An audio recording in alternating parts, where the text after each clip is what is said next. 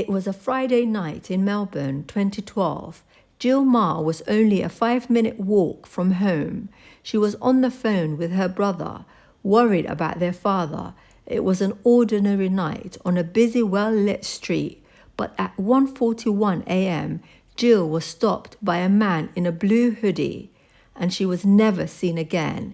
This is the story of a crime that didn't just break a family, it changed the laws of a nation.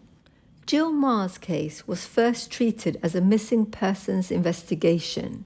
She had failed to return home after a night out, something that at first did not immediately suggest danger, but within days it would become one of Australia's most devastating homicide cases. Jill Mah was born Gillian McKeon in October 1982 in Drogheda County, Louth Island. She spent much of her early life in a nearby village of Termafekin, growing up in a close-knit family. As a child, she lived in Australia for 6 years before returning to Ireland for her university education. Australia, however, always pulled her back. Her mother would later say Jill always had Australian in her blood.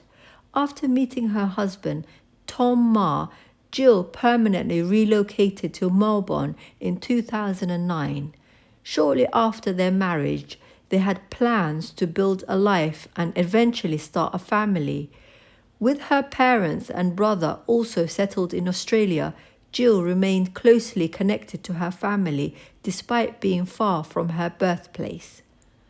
Those who knew Jill described her as warm, intelligent, and the glue of her social circles. Professionally, she was a talented social media producer at the Australian Broadcasting Corporation, ABC, where she was respected for her wit and loved for her kindness. Jill and Tom lived in Brunswick, an inner-city suburb of Melbourne. She kept in regular contact with her parents in Perth and maintained a strong bond with her brother Michael. On Friday night, 21st of September 2012, Jill went out for after-work drinks. After starting at the Brunswick Green Bar, the group moved to Bar Etiquette on Sydney Road, a busy stretch known for its nightlife. It was an ordinary, relaxed night. Just after 1:30 a.m., Jill decided to walk home.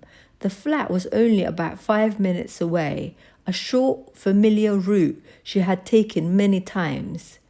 As she walked, Jill called her brother Michael in Perth.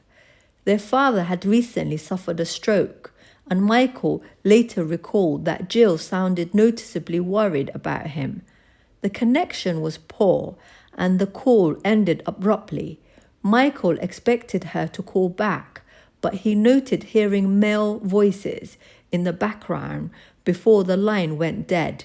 When he tried to return her call, a minute later, it went straight to voicemail. At 1:41 a.m., CCTV captured Jill walking along Sydney Road. It would be the last time she would be seen alive. At home, Tom Mah woke up and realized Jill wasn't there. Around 2 a.m., he began texting and calling her repeatedly.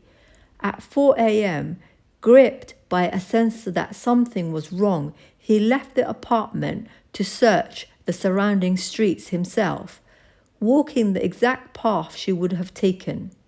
By morning, after unsuccessful search, Tom contacted the police. What began as a local concern quickly became urgent. Jill had vanished during a 5-minute walk home. By Sunday, September 23, police escalated the case to a priority missing persons investigation. The following day, the investigation took a dark turn. Jill's handbag was discovered by a man walking his dog in a laneway off Hope Street at the Point. The homicide squad took over. Investigators began painstakingly retracing Jill's final movements using CCTV footage, mobile phone data, and toll records. The breakthrough came from a bridal shop in Sydney Road called the Duchess Boutique. Grainy video showed Jill at 1:41 a.m. briefly stopping outside the store. A man wearing a light blue hoodie was nearby. The interaction lasted only about 40 seconds. Chillingly, the footage showed that the man didn't just follow Jill, he actually ran past her, then turned back to intercept her. This wasn't a chance encounter, it was a predator positioning himself. As detectives reviewed more footage, the same man appeared again and again along Jill's route. This suggested Jill had been targeted. Police cross-referenced the timing with the vehicle data and found a dark-coloured Astra hatchback passing through a CityLink toll gantry at the exact time Jill's phone was moving through that area. The vehicle belonged to Adrian Bailey, a man with horrific history of sexual violence who was incredibly free on parole at the time. Digital tracking provided the final link. Phone data revealed that Jill's phone and Bailey's phone traveled together from Brunswick to Gisborne South, a remote area 50 kilometers away. Only Bailey's phone returned to Melbourne. While police worked their leads, the public response was exploding. Jill's colleagues at the ABC used their platforms to turn the search into a national conversation. On Twitter, Jill's name was being mentioned once every 11 seconds. The city was on edge. Posters bearing Jill's image covered every window on Sydney Road. On 30th September, 30,000 people took part in Reclaim the Night march, walking the same street where Jill was last seen.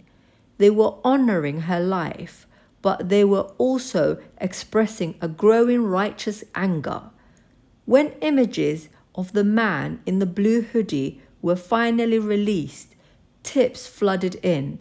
People recognized the clothing and the location. Police narrowed in on Bailey's home in Coburg, where they would eventually find a broken SIM card belonging to Jill in his washing machine.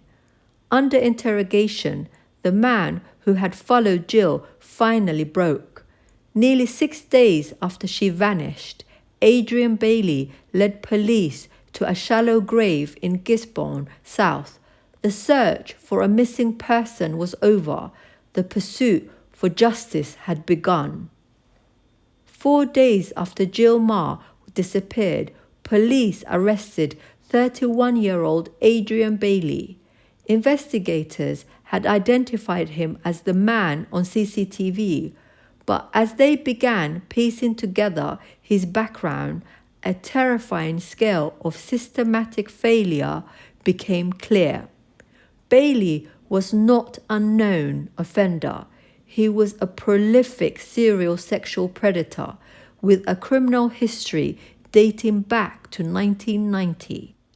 He had over 20 convictions for rape and assault and had already served 11 years in prison. At the time he killed Jill, he was on parole for a horrendous wave of rapes in St Kilda. Despite being a high-risk offender, a database error had downgraded his status to moderate, allowing him to roam the streets.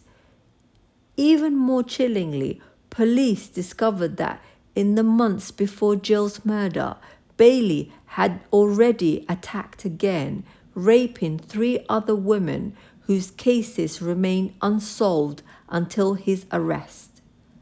The breakthrough in the interrogation came when Bailey was confronted with the physical evidence, toll records, phone data, and the broken SIM card belonging to Jill, which his girlfriend had found in their washing machine.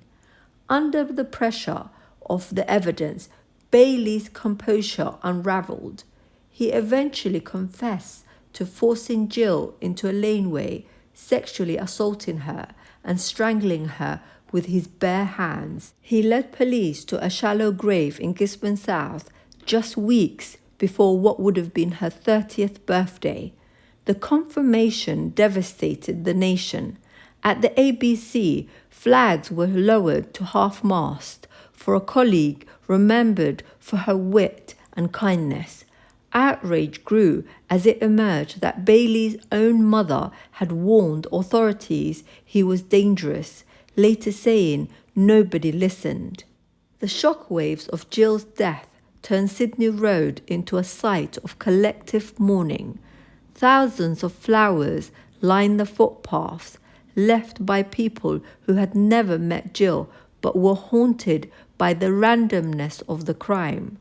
Grief soon turned to a demand for accountability. Jill's case became one of the first major Australian crimes shaped by social media. At its peak, her name was mentioned online every 11 seconds. However, this intensity created a trial by social media that forced the courts to issue a strict suppression orders to protect the legal process. In court, Adrian Bailey pleaded guilty.